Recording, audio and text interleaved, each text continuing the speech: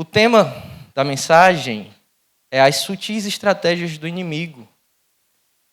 Vamos ler 1 Pedro, capítulo 5, versículo 8, por favor.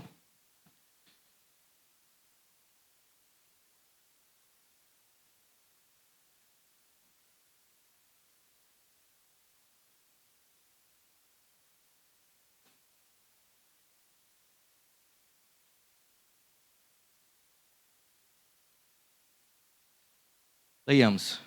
Sede sóbrios, vigiai, o vosso adversário, o diabo, anda em derredor, bramando como leão, buscando a quem possa tragar.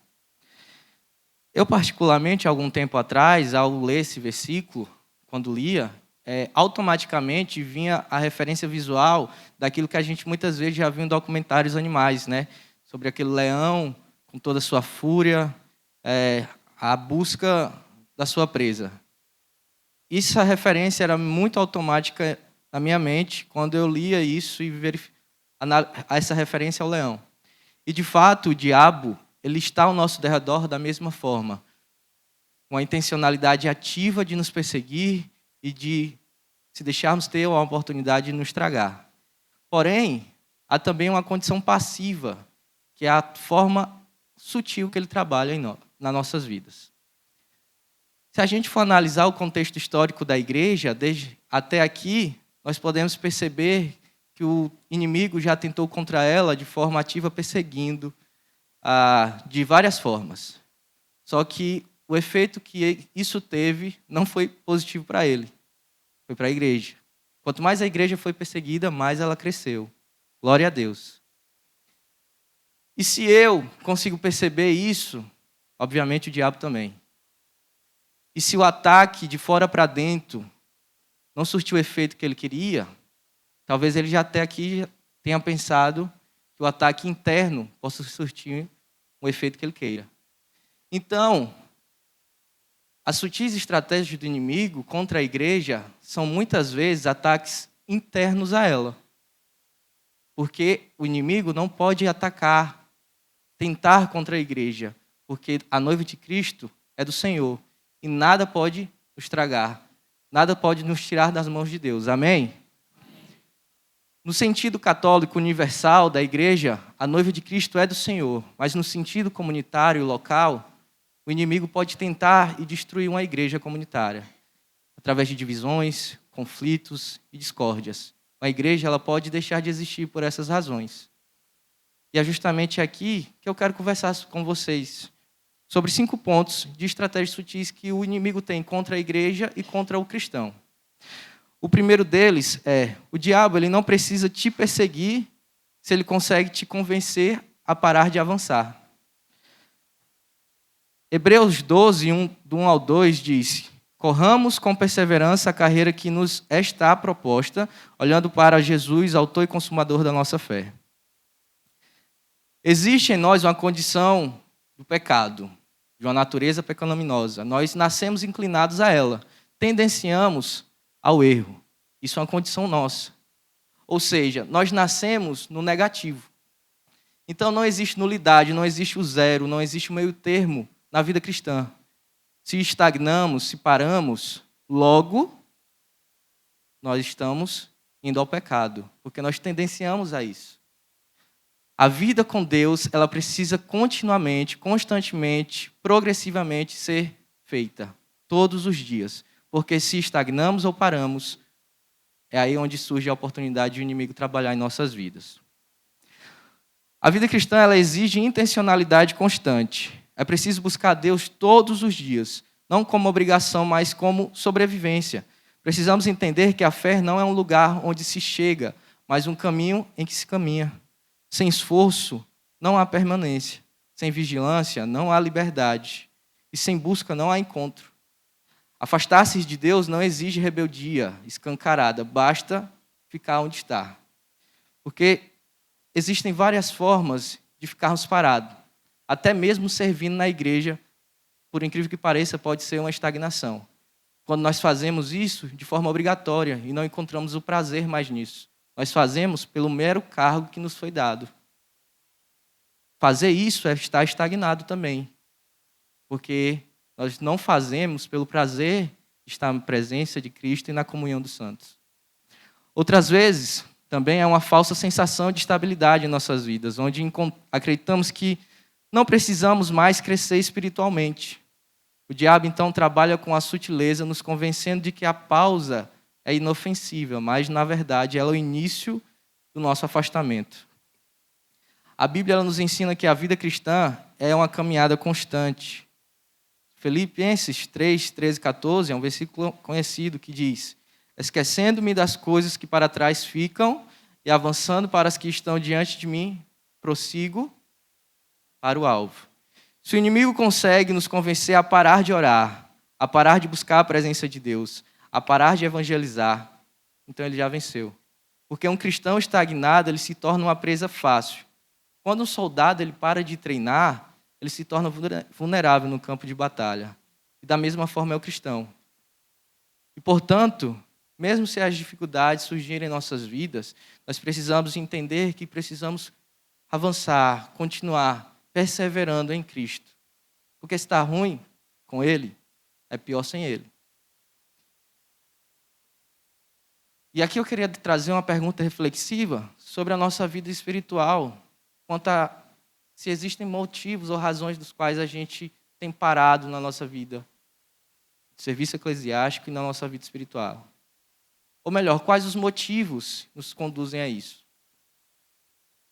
Eu já vi casos onde existiu desavenças dentro de um ministério e a pessoa deixou de servir na igreja por causa disso, porque não lidou bem com uma das outras pessoas que trabalhavam junto com ela na igreja. Já vi casos onde a pessoa deixou de ter um cargo na igreja e agora parou de ir para a igreja porque não tinha mais o serviço a ser feito. E era a única forma que ela estava assiduamente indo para a igreja. E essas são as estratégias sutis do inimigo contra nós. De forma interna, ele nos conduz a buscar, a pensar pequenas coisas que nos afastam de Deus sem sequer percebermos. O segundo ponto que eu queria trazer é que Satanás não precisa trancar você em uma prisão se ele consegue te convencer de que a cela é confortável. João 8,36 diz: se, pois, o Filho vos libertar, verdadeiramente sereis livres. Podemos observar bem isso, por exemplo, em um pecado que não queremos abandonar. No início, ele parece um pouco inofensível, até mesmo prazeroso. Só que com o tempo ele se torna parte da nossa rotina. E começamos a justificar sua presença na nossa vida. O diabo ele nos convence de que não precisamos sair dali, que está tudo bem assim. A cela confortável aqui também pode ser uma vida cristã superficial. Quantas pessoas vivem presas a uma religiosidade, frequentando cultos, buscando prosperidade, estabilidade emocional, mas sem ter uma vida real com Deus? Outro exemplo dessa prisão ilusória é quando trocamos nossa comunhão com Deus pelas distrações do dia a dia. Quantas vezes dizemos que não temos tempo para orar, para ler a Bíblia, para buscar a presença do Senhor? O inimigo ele não precisa nos impedir de orar, basta nos convencer de que estamos ocupados demais para isso. Nós invertemos Mateus 6,33. Nós não buscamos o reino de Deus como primazia. As outras coisas vêm em primeiro lugar.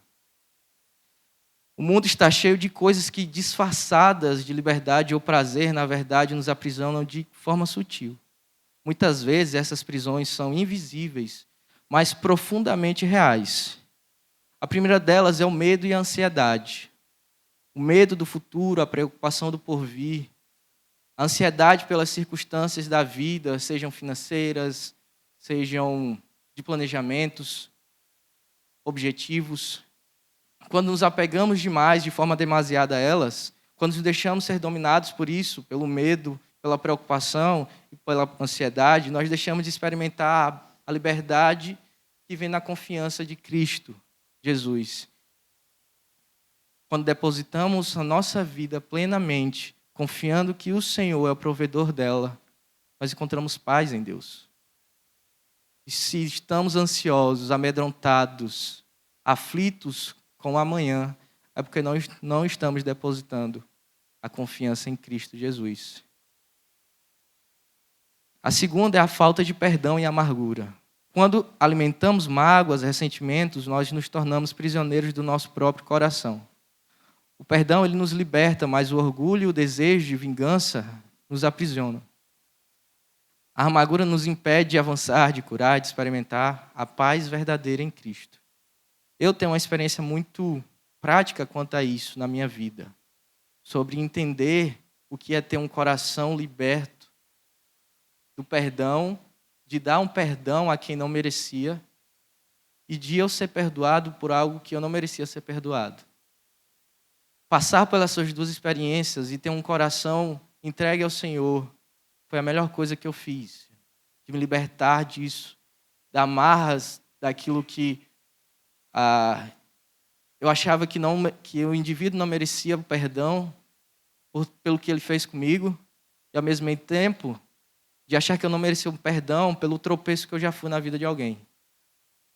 De entender que o Senhor é o Deus da minha vida e de que as minhas ações elas já foram perdoadas em Cristo Jesus e de que a vida daquele que eu preciso perdoar também está nas mãos de Deus, é aquilo que nós precisamos fazer como cristãos. Cristo nos perdoou, Ele morreu em nosso lugar.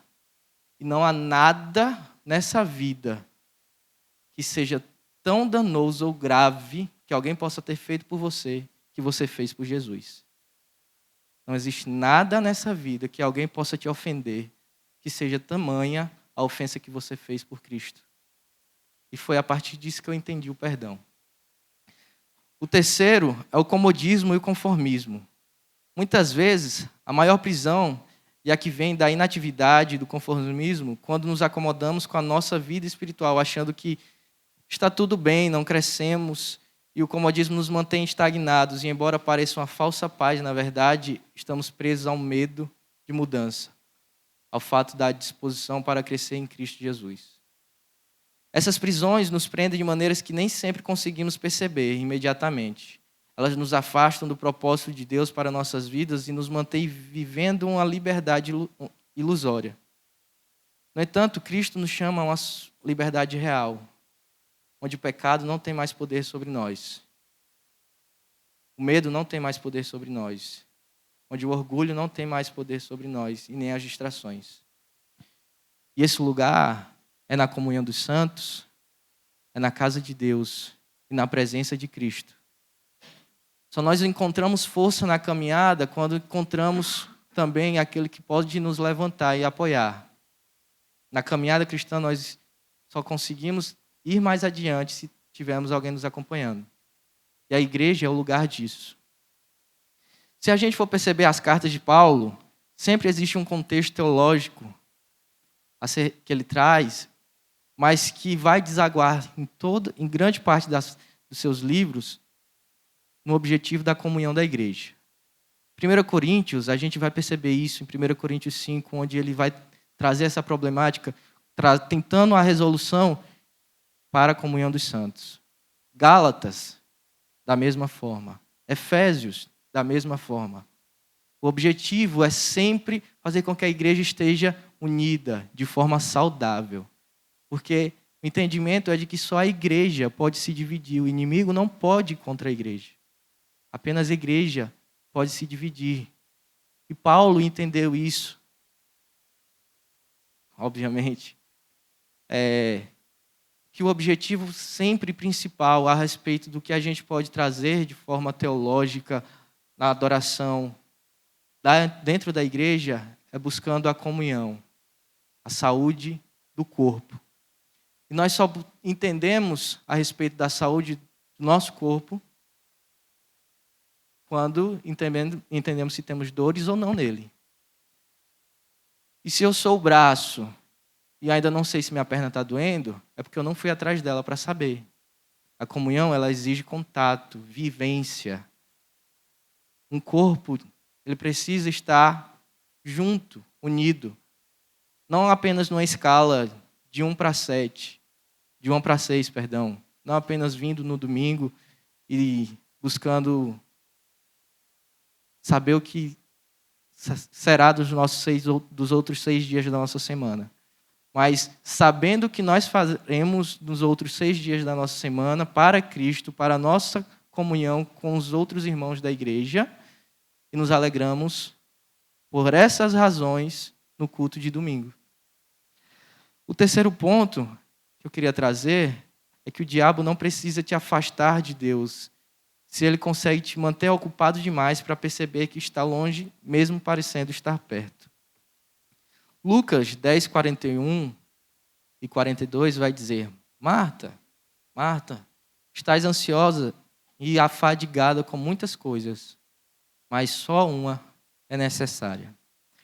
Uma das estratégias mais perigosas do inimigo, muitas vezes não é o pecado escancarado, mas a distração. Ele não precisa fazer com que você negue a Deus abertamente. Basta fazer com que você se distraia tanto com outras coisas que, sem perceber, se afasta dele. Eu, como jovem, então, tenho uma relação com outros jovens que dentro da semana estão muito mais ocupados com atividades seculares do que da igreja. E não no sentido de programações, mas de convivência com os irmãos. Não há nada mais saudável ao molde do caráter do indivíduo quanto ao cristão do que a convivência com outras pessoas. Os juniores, eles vão entender, como já foi falado aqui, sobre o seu caráter, aquilo que eles devem ou não fazer, na prática, na experiência disso. Ouvindo dos conselheiros e olhando e visualizando os outros juniores, os outros amigos, o que eles fazem ou não fazem. Porque se eles forem influenciados ao bem, eles farão bem. Mas se eles forem influenciados ao mal, farão mal. E a gente precisa, e aí aos pais, vocês precisam entender aonde os filhos de vocês estão, não só no desenvolvimento, quanto a objetivos e planos financeiros, de carreira profissional e tudo mais, aos filhos, mas também de caráter. Precisam saber com quem eles andam, o que eles fazem. E não de forma controladora. É saber quem são os amigos, e aqui na igreja, onde é o lugar a se ter bons amigos. A minha experiência pessoal é de que quando eu fui lá para fora, nasci no Evangelho, fui criado na igreja, mas já me desviei dos caminhos do Senhor. E isso se tornou muito lúcido a entender como as amizades nos afastam de Deus ou nos aproximam de Deus. Nós somos instigados a buscar, a ler a palavra junto a outros amigos quando eles fazem a mesma coisa. Nós somos constrangidos a vermos amigos servindo na casa do Senhor. Em contrapartida, também podemos ser influenciados a fazer coisas que não agradam a Deus, porque outros amigos estão fazendo. E aqui, a gente precisa entender justamente quanto a praticidade da vida cristã, sobre a amizade, sobre os jovens estarem na casa de Deus, porque o domingo a gente pode estar aqui, mas o contato nem sempre é tão horizontal como nós queremos. O domingo é o dia de adoração ao Senhor, de sacrifício. Muitas vezes nós não temos contato de conversar, de falar sobre a vida, de compartilhar experiências. O pastor falou sobre jovens casados. Eu sou um exemplo disso, da necessidade da troca e do compartilhar de experiências sobre a vida de casado. É um mundo totalmente distinto e diferente, onde a gente começa a andar quando casamos. E saber que apenas uma tempestade, um copo d'água, que muitas vezes acontece na nossa casa, só entendemos o quão pequeno é alguns conflitos quando as experiências são trocadas com outros casais. Pelo menos essa foi a minha experiência em alguns conflitos que eu tive em casa, com a minha esposa. De entender que algumas discussões eram tão efêmeras e pequenas, mas só entendemos isso quando compartilhamos essa troca de experiência com outros casais que passaram por coisas parecidas. E isso, no contexto geral, só pode existir justamente quando há uma vivência além do domingo na igreja. Os mais jovens necessitam trocar experiência com os mais velhos. A gente precisa ter uma tutoria, ser mentorado por vocês mais velhos.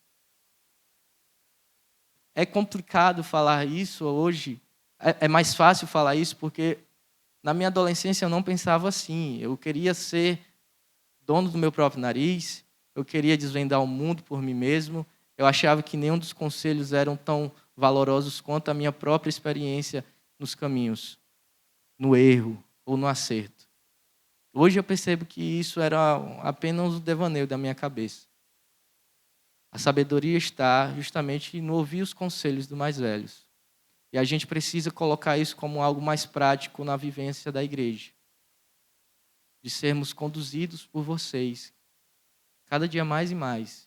Não apenas como grupos separados ou ministérios separados, mas a troca de experiência ela precisa ser vívida dentro da igreja. Não só nas programações, mas na vida comum e ordinária. Amém? O quarto ponto que eu queria trazer é: o diabo ele não precisa te assustar se ele consegue te fazer rir das coisas que deveriam te deixar assustado. Isaías 5:20 diz: ai dos que ao mal chamam bem e ao bem mal, que fazem da escuridão luz e da luz escuridão. O mundo hoje faz piada do pecado. O que antes era visto como errado, agora é tratado como algo normal e até engraçado. A imoralidade, a corrupção e o desrespeito aos princípios de Deus estão sendo cada dia mais e mais banalizados. E o diabo sabe que se ele tornar o pecado algo comum e divertido, as pessoas não levarão mais a sério. Ele trabalha justamente para que tudo que leva à condenação seja visto como algo trivial e sem importância. E dessa forma, muitos cristãos começam a se acostumar com isso. Aos poucos vão perdendo a sensibilidade espiritual. O que antes causava incômodo agora se torna normal. Mas a Bíblia nos alerta que não vos conformeis com este mundo, mas transformai-vos pela renovação da vossa mente. Essa mudança na percepção do pecado é um reflexo do afastamento crescente dos valores cristãos na sociedade. E em parte disso nós temos culpa também como igreja, que muitas vezes nos acomodamos em apenas julgar e não somos um meio de transformação lá fora.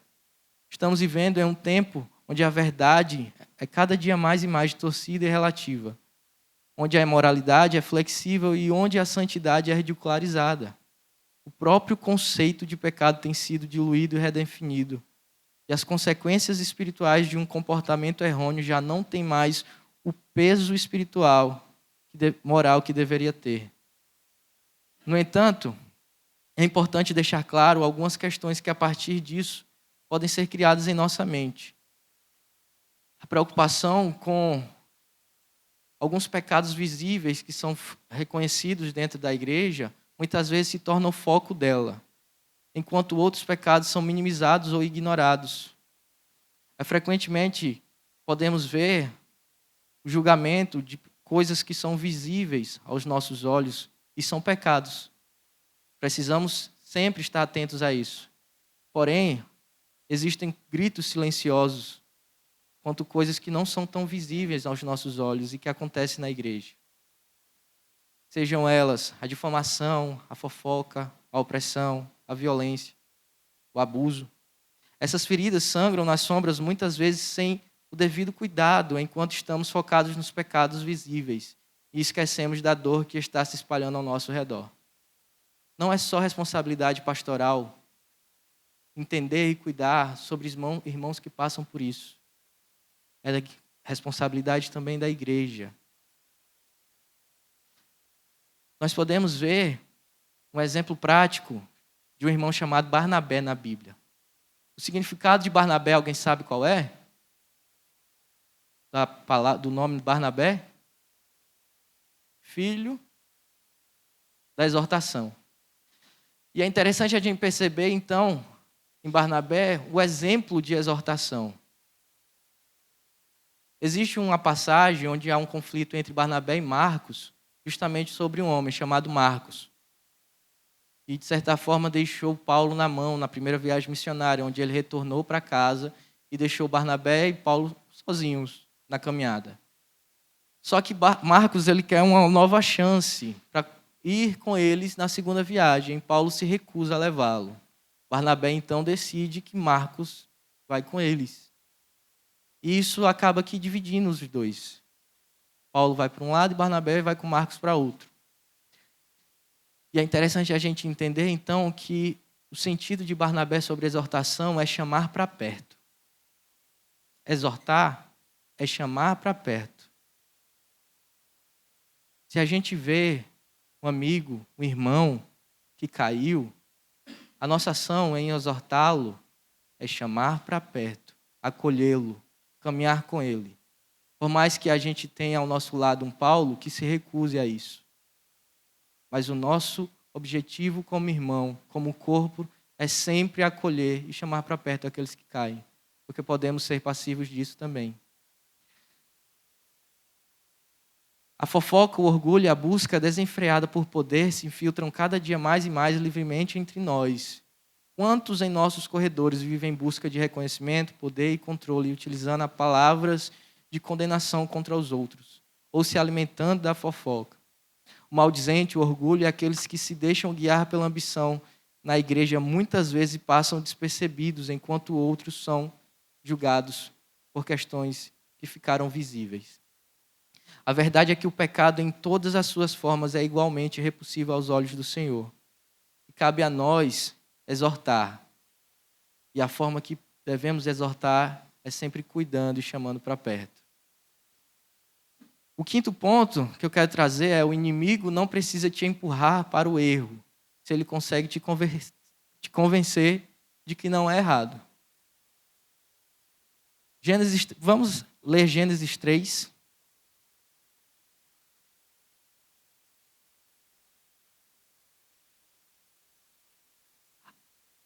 Leamos. A serpente era o mais astuto de todos os animais selvagens que o Senhor Deus havia criado. Certa vez ela perguntou à mulher: Deus realmente disse que vocês não devem comer do fruto de nenhuma das árvores do jardim? Podemos comer do fruto das árvores do jardim, respondeu a mulher. É só do fruto da árvore que está no meio do jardim que não podemos comer.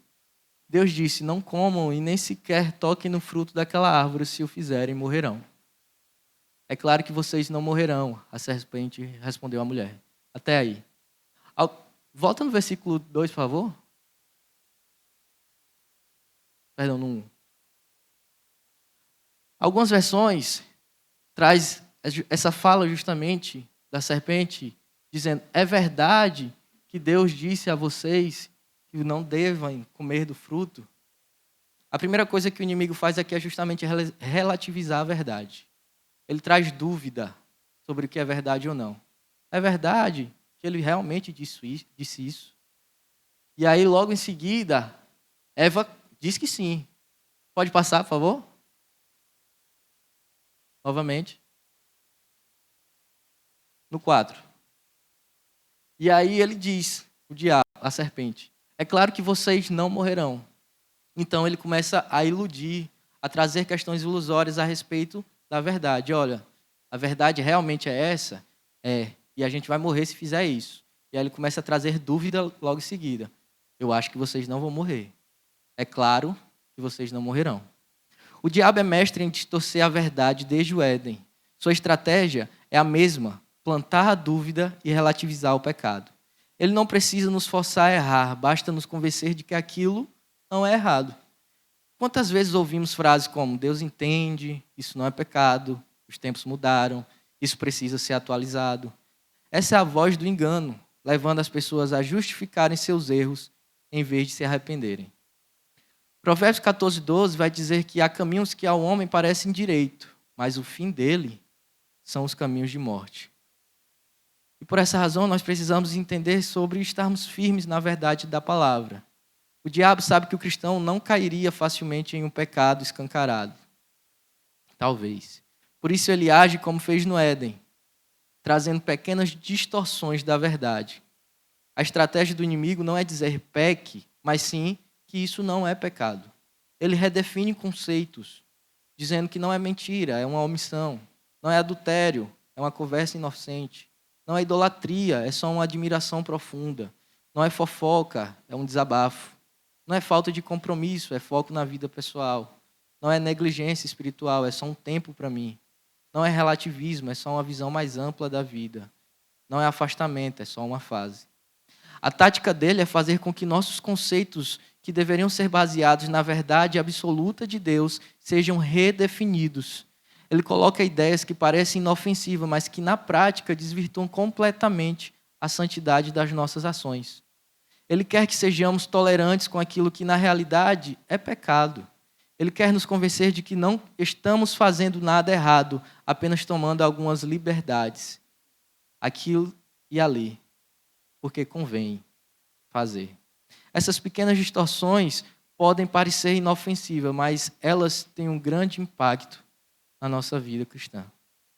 Quando percebemos, já estamos distante do caminho certo, achando que ainda estamos nele.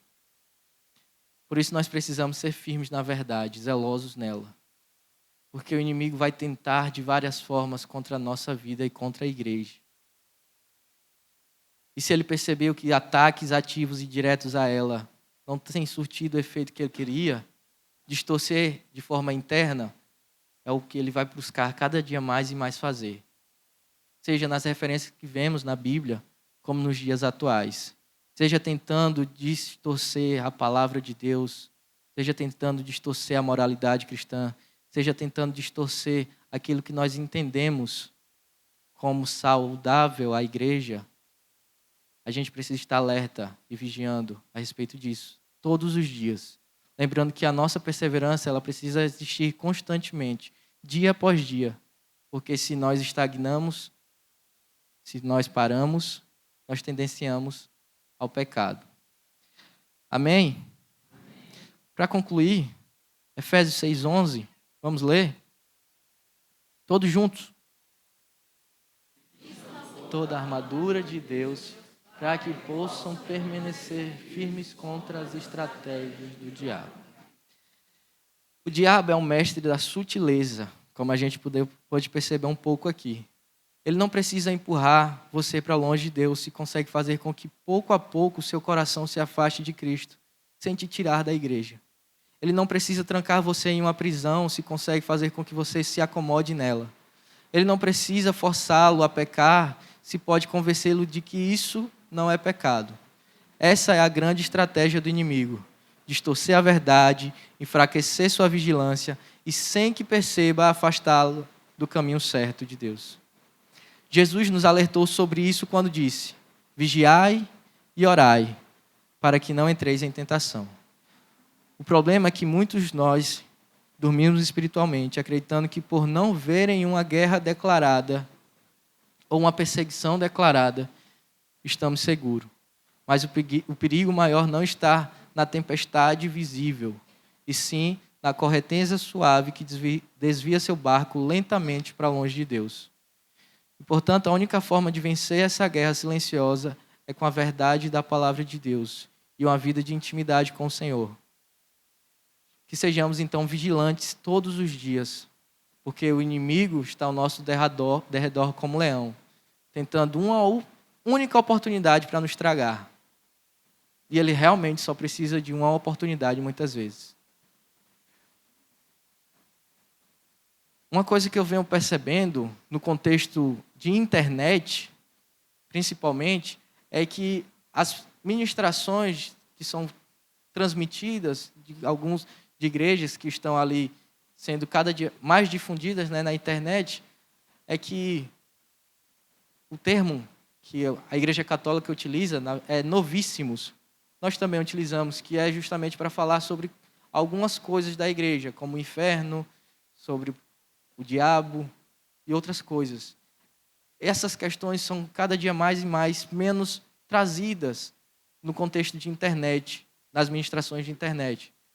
A primeira delas é porque tudo isso está voltado a um contexto de marketing e de visualização. Não são ministrações que o pessoal gosta de assistir. Pessoas que assistem muitas vezes as ministrações na internet buscam por coisas que inflam o seu ego, tragam uma ideia de vitória, de triunfo. E isso não traz. Falar sobre o pecado, falar sobre o diabo, não traz isso.